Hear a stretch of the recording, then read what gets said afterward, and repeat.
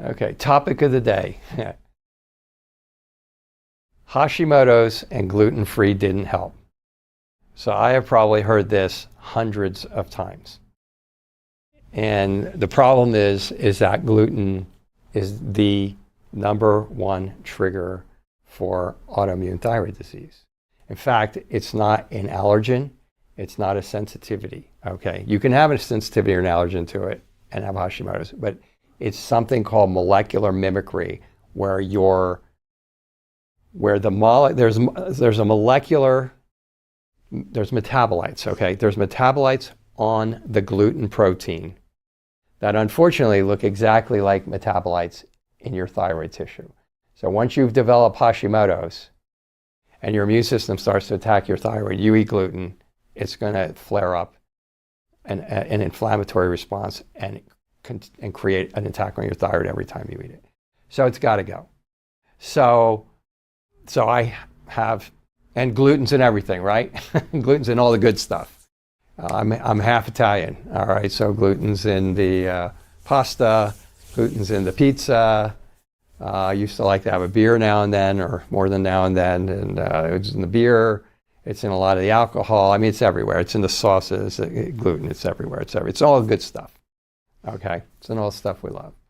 So I usually get, on a semi-regular basis, I get the person go, well, I already tried off gluten and it didn't do anything for me, meaning I'm not going to give up all the good stuff if I've got off of it. Now, here's the problem with that. The problem is Hashimoto's, okay?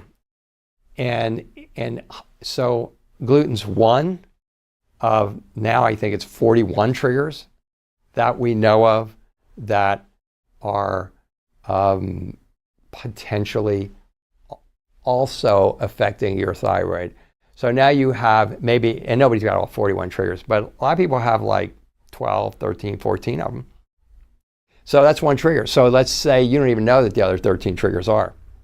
And most of them don't. And some of them are mind-blowingly things that you do every day, or that you may ingest every day, or things of that nature.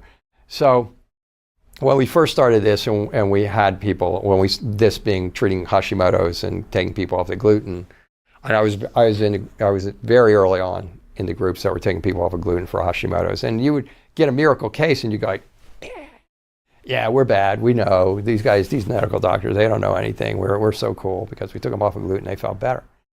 And then you get a couple of those, and life was good. And then you got the guy who took them off of gluten, or gal, and lady, and nothing happened. Or they felt worse, okay? Or the gluten made them feel worse, because gluten is not just a trigger for autoimmune thyroid disease, but it is a big, fat, trashy carb. So maybe it raised their insulin, maybe it caused their blood sugar to go up. And then their blood sugar, in turn, made them have blood sugar symptoms, and they felt worse. And then they said, well, no, I'm not going to do that because it makes me feel worse.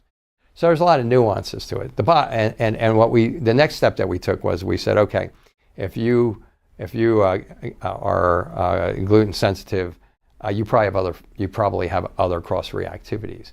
That was a while ago, and then we would start looking, and that was mostly grains, so we started taking people off of grains. But now we know there's 41 triggers that we know of. I have a presentation online that says 39. It's not a mistake. There's 2 more that's come up since we put that video online, and I think that was last year. So that's it. And so that's really the thing. You might be every day. You might be overdoing it.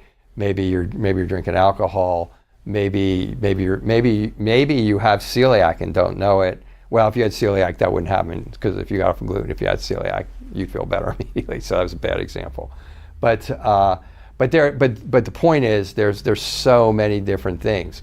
A lot of people who are Hashimoto's should be off of shellfish. And so who doesn't eat shrimp, right? Like 80% of the country loves shrimp. So maybe you're eating shrimp all the time, or maybe most of my patients are exposing themselves to at least 2 or 3 or 4 of these triggers every day. So that's really the reason. It's not, and so I tell them, okay, I know that you didn't feel any better off the gluten.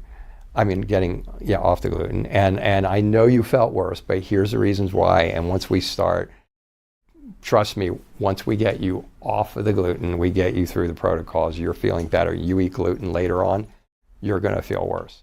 And that's basically the thing. You just have to make sure that gluten's the number one.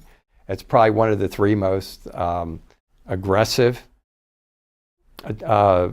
triggers for immune responses on the thyroid, meaning there's two other aggressive ones too that people expose themselves quite a bit. And if you're doing all that together, you get off the gluten, there's a good chance that you're not going to feel any difference. But you should stay off the gluten until you find out what those other ones are.